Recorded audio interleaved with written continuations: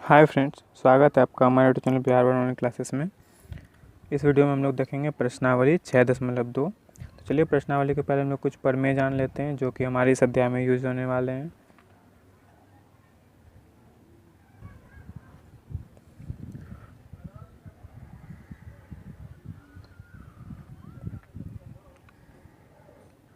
मान लिया कि हमारा एम और एन जो है एक रेखा है और एक तिर्यक रेखा ऐसे प्रतिच्छेद करती है। तो हमारे जो ये कोण बनेंगे, ये पॉइंट्स हमने मान लिया, या मानना जरूरी नहीं है, बस हम आपको पॉइंट्स बता रहे हैं।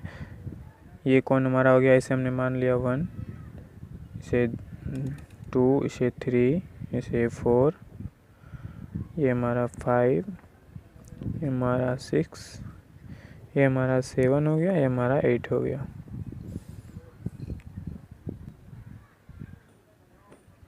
इसमें हमारा जो कोण 1 है, 1 और 2 और एक 7, 8, ये हमारे जो कोण होंगे ये हमारे बाह्य कोण होंगे, बाहरी कोण होंगे, जिसे हम एक्सटीरियर एंगल बोलते हैं।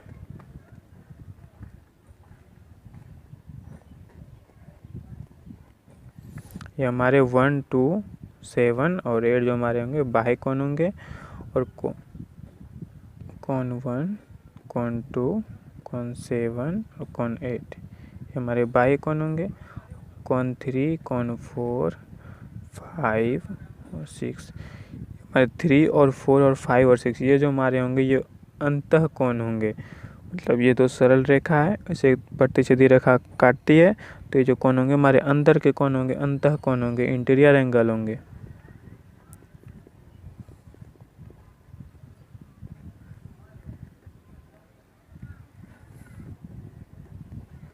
ये हमारे इंटीरियर एंगल होंगे। और हमारे कोण जो कोण 1 और कोण 5 ये दोनों जो हमारे कोण हैं ये हमारे संगत कोण कहलाएंगे। जैसे मान लीजिए ये रेखा है, इसे जो प्रतिच्छेद करती है, ये एक अलग रेखा से प्रतिच्छेद करती है, तो हमारे ये कोण और ये आमने सामने के जो कोण होते हैं तो ये संगत कोण कहलाते हैं। कोण 1 और हमारे कोण 5 जो होंगे ये संगत कोण होंगे, इसे हम कॉरस्पॉन्डिंग एंगल बोलते हैं।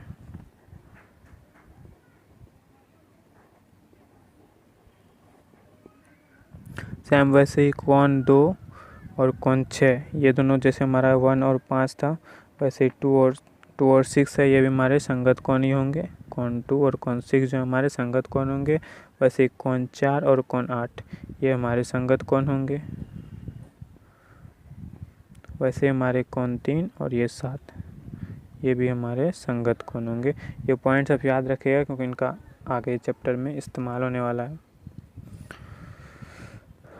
और हमारा कोण 3 जो है और कोण 5 जो है, कोण 3 ये कोण 3 और ये कोण 5 इनका रिलेशन कुछ ऐसा है, जैसे दो ये सरल रेखा है, इसे प्रतिच्छेदी रेखा काटती है, तो ये कोण और ये कोण, इन दोनों रेखा को काटने के बाद ये कोण और ये कोण जो होते हैं वो एकांतर कोण कहलाते हैं, अल्टरनेट इंटीरियर एंगल्स 3 और 5। और वैसे हमारे ये भी होंगे 4 और ये 6।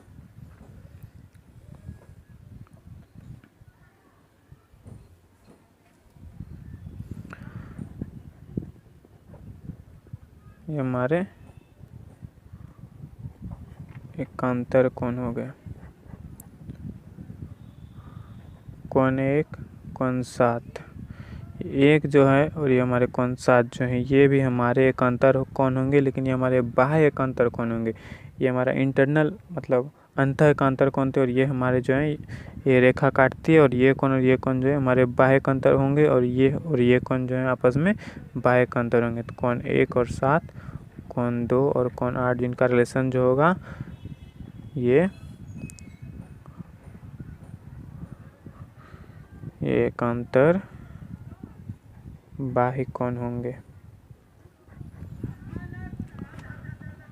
कोण 4 और कोण 5 जो है ये कोण और ये कोण इनका जो रिलेशन होगा, ये जो कोई तिर्यक रेखा जब इसे प्रतिच्छेद करती है तो ये दोनों जो है एक ही ओर के, और ये अंदर ये जो रेखा है इसके एक ही ओर के दोनों कोण है, एक ही साइड है, और अंदर ये दो सरल रेखा के अंदर है, तो ये एक ही ओर के अंतः कोण इन दोनों का रिलेशन ही होगा, एक ही ओर के दो अंतःकोण। तो ये हमारा हो गया कोण 4, कोण 5, और सेम वही रिलेशन हमारा कोण 3 और कोण 6 में भी होगा। कोण 3 और कोण 6 ये हमारे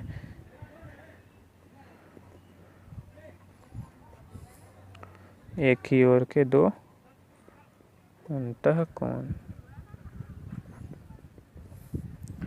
और इसके पिछले वीडियो में बताया था पर में एक बताया था कि यदि जैसे कि हमारे ये एक मान लीजिए एक सरल रेखा है और इसे एक रेखा प्रतिच्छेद करती है, तो जो आमने सामने के कोण होंगे, ये कोण और ये कोण, ये कोण और ये कोण, ये जो है आपस में बराबर होते हैं और इसे साभिमुख कोण कहलाते हैं।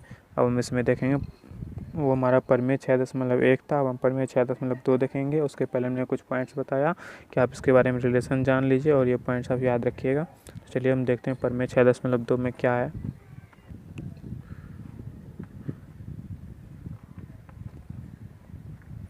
परमेय 6.2 इसमें हमारा है कि ये दो सरल रेखाएं हैं और ये एक तिर्यक रेखा इसे काटती है। तो हमने भी बताया अभी इसके पिछले जो मैं कुछ पॉइंट्स बताए थे, रिलेशन बताए थे, तो उसमें हमारा जैसे ये दो रेखा है वैसे एक तिर्यक रेखा काटती है, तो ये कोण और ये कोण हमारा इनमें क्या रिलेशन होगा, ये दोनों हमारे एक अंतर कोण होंगे और ये आपस में बराबर होते हैं। ये कोण और ये कोण आपस में बराबर होंगे और ये कोण आपस में बराबर होंगे। किस रिलेशन से? क्योंकि ये दोनों एक अंतर कोण के जोड़े हैं।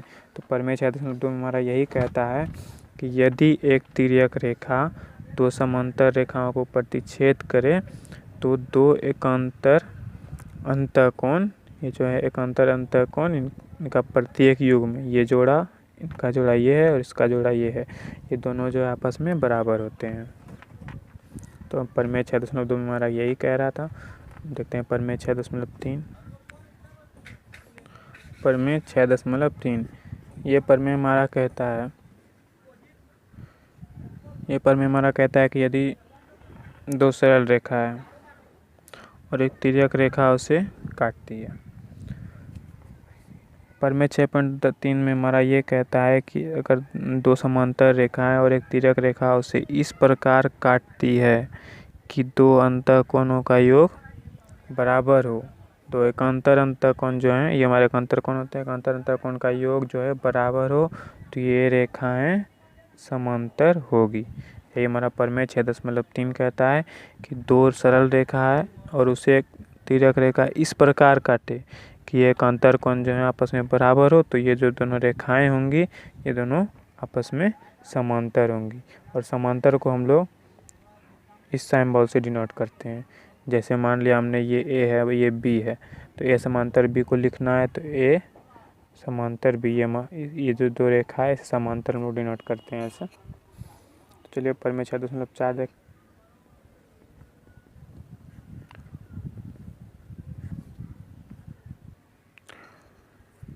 परमेय 6.4 हमारा कहता है कि मान लीजिए मैं दो सरल रेखा है, सॉरी ये सरल रेखा तो ये दोनों आपस में समानांतर हैं और एक तिर्यक रेखा उन्हें प्रतिच्छेद करती है। तो ये हमारे जो है ये कोण और ये कोण, इनका रिलेशन क्या था? इनका रिलेशन हमने बताया था, ये हमारे जो है एक ही ओर के दो अंतःकोण होते हैं और इनका जो योग होगा वो 180 डिग्री होगा। इन दोनों कोण का भी अगर हम योग ले लें तो हमारा 180 डिग्री होगा यदि ये दोनों रेखा आपस में समानांतर हों तभी। तो यही हमारा परमेय 6.4 कहता है। अब परमेय 6.5 देखते हैं हमारा क्या है। परमेय 6.5 हमारा जस्ट इसका उल्टा है। इसमें क्या था, ये दोनों रेखाएं अगर समांतर हो और ये रेखा एक तिर्यक रेखा अगर उन्हें प्रतिच्छेद कर रही हो तो ये जो दोनों कोण होंगे इनका योग 180 डिग्री होगा। परमेय 6.5 में जस्ट उल्टा है कि ये अगर दो हमारा रेखा है और इसे एक तिर्यक रेखा काट रही है और इन दोनों कोणों का योग अगर 180 डिग्री हो तो ये जो दोनों रेखा हमारी है वो दोनों आपस में समानांतर होंगी। तो यही हमारे परमेय 6.5 कहता है। हमारा परमेय और लास्ट परमेय है 6.6।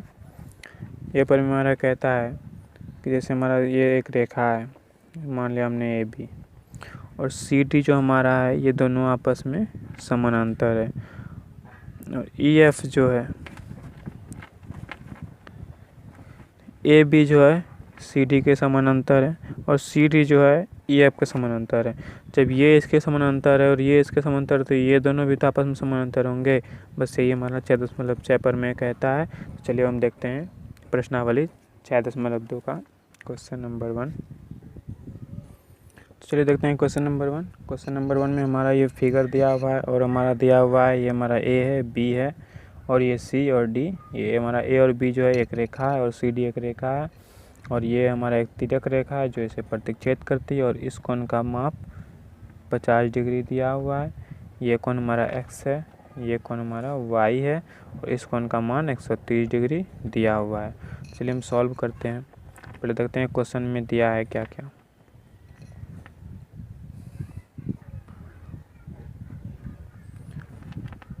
क्वेश्चन में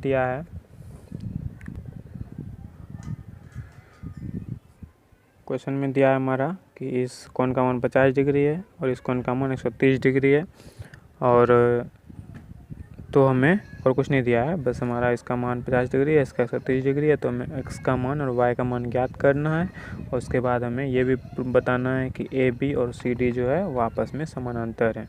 चलिए हम लोग देखते हैं।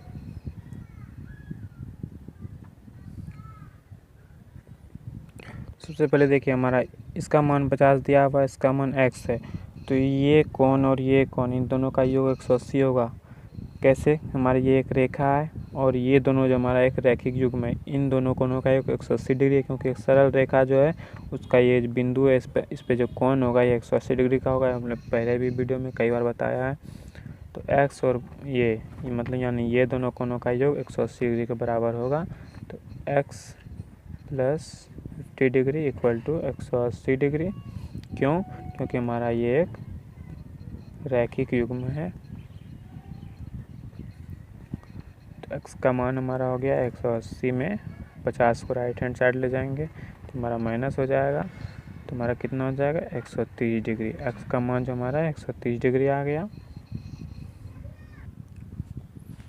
अब y का मान निकालना है। तो y का मान देखिए हमारा इस कोण का मान 130 डिग्री दिया हुआ है। तो हमने पिछले परमे में 6.1 यानी कि पिछले वीडियो में बताया था कि ये यदि ये एक सरल रेखा है और इसे एक रेखा प्रतिच्छेद करती है, तो आमने सामने के ये कोण और ये कोण जो होंगे दोनों आपस में, यानी कि ये कोण और ये कोण जो हैं दोनों आपस में बराबर होते हैं। बताया था परमे में कि जब दो रेखाएं परस्पर प्रतिच्छेद करती है तो शीर्षाभिमुख कोण इसे कहा जाता है। शीर्षाभिमुख कोणों के मान बराबर होते हैं। इस कोणों का मान 130 डिग्री दिया हुआ है और y का मान तो हमारा कितना, ये 130 है तो ये भी हमारा 130 ही होगा, क्योंकि दोनों बराबर होते हैं। तो y का मान हमारा हो गया 130 डिग्री। अब देखिए हमारा x का जो मान है ये भी 130 आया, y का मान भी 130 आया, यानी कि x और y जो है हमारा दोनों इक्वल है। तो x हमारा ये कोण है और y हमारा ये कोण है, तो ये कोण और ये कोण बराबर है। तो ये दोनों में हमारे एक अंतर कोण होते हैं और ये दोनों आपस में बराबर हैं। इसका मतलब क्या होता है? हमने इसे पर में बताया था कि यदि दो रेखाएं हैं, दो रेखाओं को एक तिर्यक रेखा इस प्रकार काटे कि एक अंतर कोणों का योग बराबर हो, तो वे दोनों रेखाएं आपस में समानांतर होती है। हमने बताया था अभी जस्ट थोड़ी देर पहले।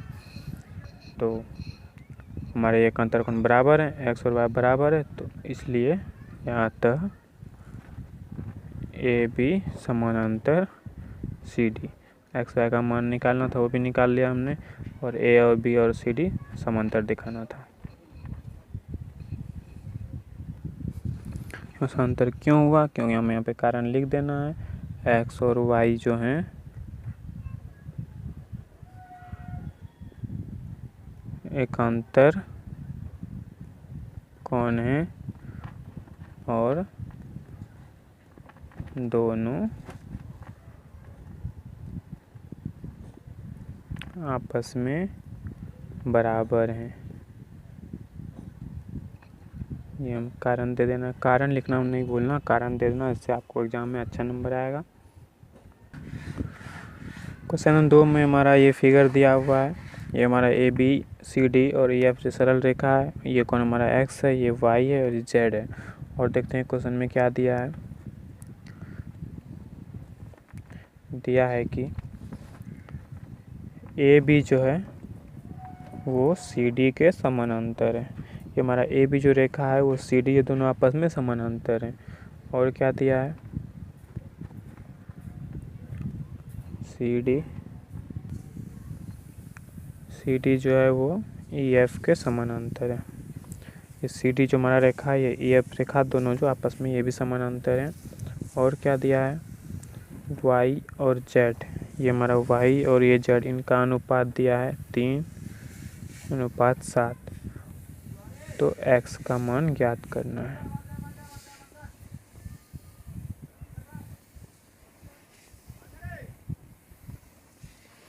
x का मान ज्ञात करना है। चलिए हम लोग x का मान ज्ञात करते हैं। चूँकि हमारा क्या है, ए बी और सी डी जो है, ए बी और सी डी जो है आपस में समानांतर है, ये हमारा दिया हुआ है। अगर ये दोनों समानांतर हैं तो और इन्हें एक रेखा प्रतिच्छेद करती है, तो ये दोनों कोण का रिलेशन क्या होगा, ये दोनों आपस में अंतःकोण बताता है। एक ही ओर के दो अंतःकोण और एक ही दो अंतःकोण ओर के दो अंतःकोणों का योग क्या होता है, हमारा 180 डिग्री होता है। तो x प्लस वाई, इसलिए x प्लस वाई का मान हमारा 180 डिग्री होगा। चूँकि ए बी जो है वो सी डी के समानांतर है और सी डी जो हमारा ये सी डी रेखा है, ये भी हमारा ई एफ के समानांतर है। तो इसलिए देखिए, ये रेखा अभी हम सबसे लास्ट पर मैं 6.6 बताया था कि ये रेखा अगर इसके समांतर हो और ये रेखा इसके समांतर हो, तो ये रेखा भी तो इसके समांतर होगी। तो वही है, ए बी सी डी के समानांतर है और सी डी ई एफ के समानांतर है। तो ए बी जो है वो ई एफ के समानांतर भी होगा। तो इसलिए ये दोनों रेखा समानांतर है और ये रेखा इन्हें प्रतिच्छेद करती है। तो कोण x जो ये कोण हमारा है और ये कोण z है, ये दोनों जो है एक अंतर कोण होंगे और एक अंतर कोण आपस में बराबर होते हैं। x जो है ये हमारा x जो कोण है वो z के बराबर है। कारण हमें दे देना है, ये जो है हमारा एक अंतर कोण है। अंतर कोण भी आप लिख सकते हैं या फिर एक अंतर अंतःकोण भी लिख सकते हैं। वैसे हमारे ये दो रेखा जो है समांतर हैं, तो इनके जो ये कोण और ये कोण होंगे, इन दोनों कोण का भी, ये दोनों जो है हमारे एक ही ओर के दो अंतःकोण है, तो इन दोनों का योग भी 180 डिग्री होगा। तो देखिए, ये कोण और ये कोण भी हमारे आपस में बराबर होंगे क्योंकि ये एक सरल रेखा है और ये रेखा इन्हें प्रतिच्छेद कर रही है। तो ये जो है हमारे ये दोनों शीर्षाभिमुख कोण होंगे जो कि ये दोनों आपस में बराबर होते हैं। तो ये कोण और ये कोणों का योग जो 180 डिग्री होगा और ये कोण आपस में बराबर है, तो इनका और इनका योग भी तो 180 डिग्री होगा।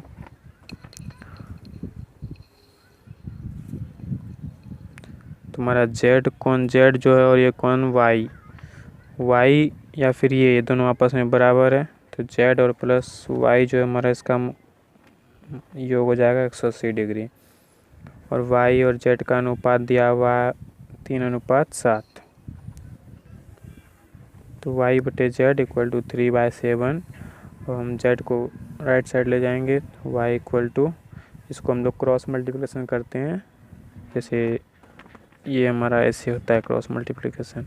z को 3 के साथ गुना करते हैं और y को 7 के साथ गुना करते हैं, तो वो हमारा हो गया ये 7 और y 7y equal to 3z। और 7 को भी हम उस साइड ले जाएंगे, तो 7 हमारा हो जाएगा 3z बटे 7। 3z बटे 7। अब ये जो हमारा z प्लस y है, इसमें y के जगह पर हम ये मान रखेंगे। तो ये हमारा क्या है, z plus Y equal to 180 degree है, तो z प्लस वाई के जगह पर हम इसको रखेंगे। तो y का वैल्यू है 3z/7 इक्वल टू 180 डिग्री। तो अब इसको हम एलसीएम लेके इसका सॉल्यूशन करेंगे, तो हमारा ये 7z हो जाएगा, ये हमारा 3z हो जाएगा। 3z/7 equal to 180 degree. 7 को हम राइट साइड ले जाएंगे तो हमारा इधर गुना हो जाएगा और ये हमारा ऐड हो जाएगा, तो इसको जोड़ेंगे, हमारा हो गया 10z इक्वल टू 180 डिग्री और ये हमारा इंटू 7। फिर इस 10 को भी हम लोग उधर ले जाएंगे, तो 180 डिग्री इंटू 7/10। ये हमारा 1 0 कैंसिल हो गया। ये हमारा 18 को 7 से मल्टीप्लाई करेंगे तो हमारा 126, z का वैल्यू आ गया 126 डिग्री। तो ये कोण जो है हमारा, ये हमारा 126 डिग्री आ गया। हम देखिए जेड का वैल्यू हमारा 126 डिग्री आ गया। तो जेड और ये एक्स जो है ये दोनों आपस में बराबर हैं। कैसे? ये दोनों आपस में समानांतर हैं और ये एक तिर्यक रेखा उन्हें प्रतिच्छेद करती है। तो ये जो ये दोनों होंगे ये पास में इनका रिलेशन होगा। ये दोनों ये जो है एक अंतर कोण है। तो एक अंतर कोण आपस में बराबर होते हैं। तो एक्स जो है वो जेड के बराबर होगा। तो जेड का मान अगर हमारा 126 है तो एक्स का मान भी हमारा 126 होगा। तो चूँकि एक्स इक्वल टू जेड है, क्योंकि ये एक अंतर कोण है, एक अंतर कोण है और एक अंतर कोण आपस में बराबर होते हैं। तो जेड का मान 126 है, जेड का मान 126 है तो एक्स का मान भी 126 डिग्री होगा। और यही हमें फाउंड आउट करना था, एक्स का मान ही निकालना था, ये फाइंड आउट करना था। एक्स का मान 126 डिग्री आ गया हमारा, ये हमारा आंसर हो गया। चलिए देखते हैं क्वेश्चन नंबर 3। क्वेश्चन नंबर 3 हमारा दिया हुआ है, ये दो जो हमारे रेखा है, ये AB, ये CD, और ये जो है हमारा ये रेखा, ये इस पर यानी ये जो EF हमारा रेखा है CD पर लंब है, यानी कि ये जो हमारा ये 90 डिग्री होगा। चलिए देखते हैं क्वेश्चन में क्या क्या दिया है।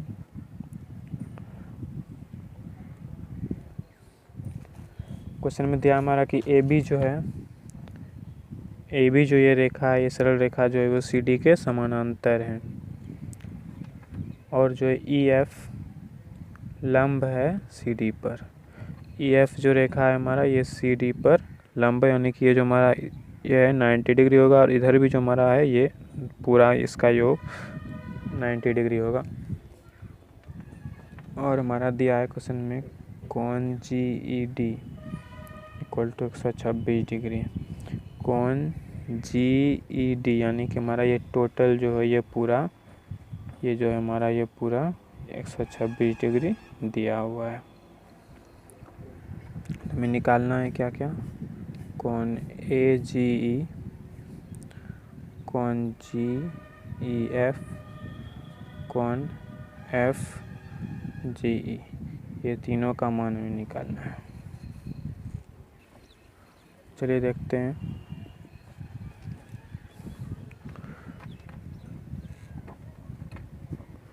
कोण DE और F, ये जो हमारा कोण है DEF हमारा इतना सा, ये कोण जो हमारा 90 डिग्री होगा, क्योंकि हमारे यहाँ क्वेश्चन में दिया हुआ है EF जो है वो लंब है CD पर। ये जो है हमारा EF जो है ये इस पर लंब है। लंब का मतलब होता है जो हमारा 90 डिग्री है, ये 90 डिग्री है, तो इसलिए हमारा DF का मान 90 डिग्री हो गया। और कोण GED यानी कि ये पूरा जो कोण है ये हमारा 126 डिग्री दिया हुआ है।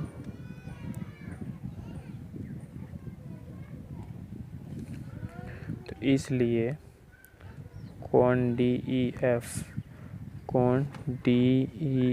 ये कोण जो है प्लस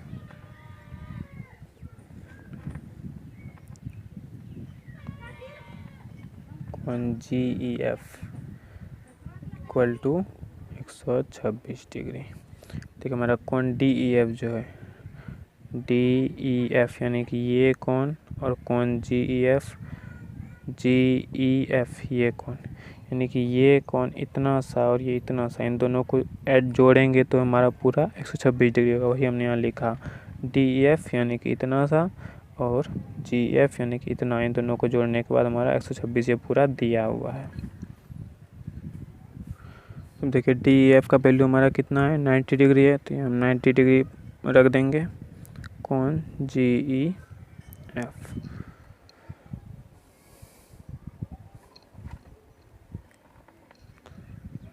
इक्वल टू 126 डिग्री। अब इसको जो हम राइट साइड में ले जाएंगे तो कोण GEF इक्वल टू 126 डिग्री, और ये प्लस इधर जाके हमारा माइनस हो जाएगा 90 डिग्री, इक्वल टू कोण GEF का मान जो हमारा हो गया 126 में 90 माइनस करेंगे तो हमारा हो जाएगा 36 डिग्री। तो कोण GEF का मान हमारा आ गया 36 डिग्री। ये हमारा एक का वैल्यू निकल गया, GEF का वैल्यू 136 डिग्री आ गया, 36 डिग्री। अब नेक्स्ट हम लोग AGE का मान फाइंड करेंगे। तो चलिए आपको एक पहले बता देते हैं, ये जो हमारा ये कोण है और ये कोण, इन दोनों का जो योग होता है इस कोण के बराबर होता है। इस कोण का जो मान होगा वो इन दोनों कोण के योग के बराबर होता है। ये हमारा एक प्रमेय होता है, बाह्य प्रमेय होता है, बाह्य कोण। तो कोण AGE बराबर AGE, हमारा ये कोण जो हमारा होगा इन दोनों के माप के बराबर होगा। और ये जो हमारा प्रमेय है, यानी कि ये कोण और ये कोण जो इन दोनों का योग इसके बराबर होता है। ये जो प्रमेय है इनके नेक्स्ट प्रश्नावली का प्रमेय है 6.3, जो हमारा प्रश्न 6.3 होगा उनका प्रमेय। इसलिए हमने इस वीडियो को मतलब इस क्वेश्चन के पहले हम नहीं बताया, लेकिन उनका इसमें इस्तेमाल हो रहा है। नेक्स्ट स्टेप बताने के पहले हम आपको प्रमेय भी बताएंगे। तो AG जो हमारा होगा इन दोनों कोण के योग के बराबर होगा, यानी कि कोण GEF और कोण EFG। कोण GEF ये कोण और कोण EFG ये कोण, ये दोनों कोण का योग जो है इसके बराबर होगा। हमारा क्या है, कोण EFG ये कोण जो है हमारा इसका बराबर होगा, क्योंकि ये दो सरल रेखा है और समानांतर है। यहाँ दिया हुआ है क्वेश्चन में ये दोनों समानांतर है और ये रेखा उन्हें प्रतिच्छेद कर रही है। तो ये जो होंगे ये दोनों कोण आपस में बराबर होंगे और एक अंतर कोण होंगे। तो EFG कोण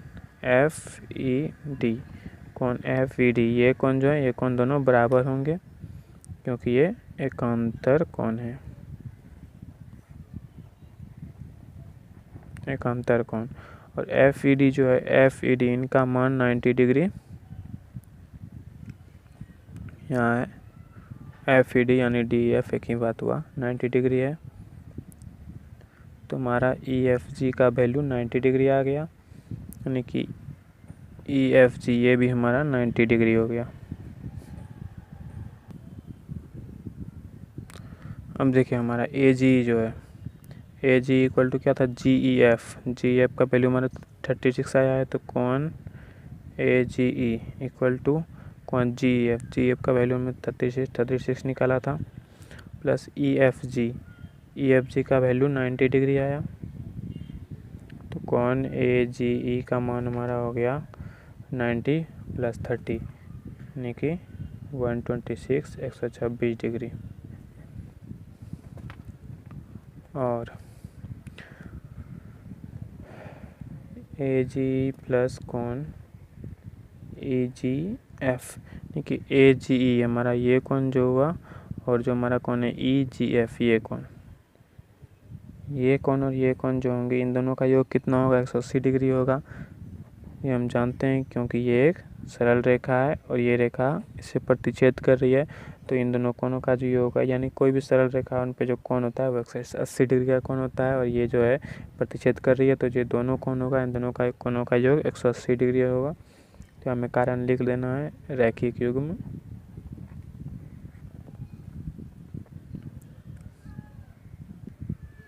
तो हमारा AG का वैल्यू कितना था, 126 डिग्री आया था, 126 डिग्री प्लस कोण EGF इक्वल टू 180 डिग्री।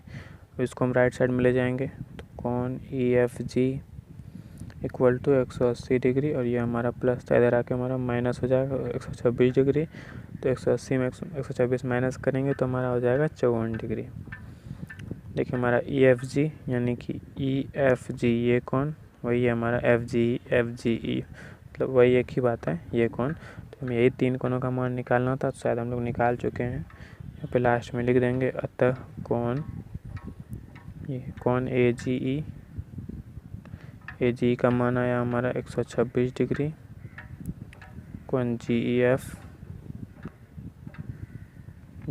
का मान आया 36 डिग्री, कोण FGE हमारा लास्ट में आया FGE 54 डिग्री।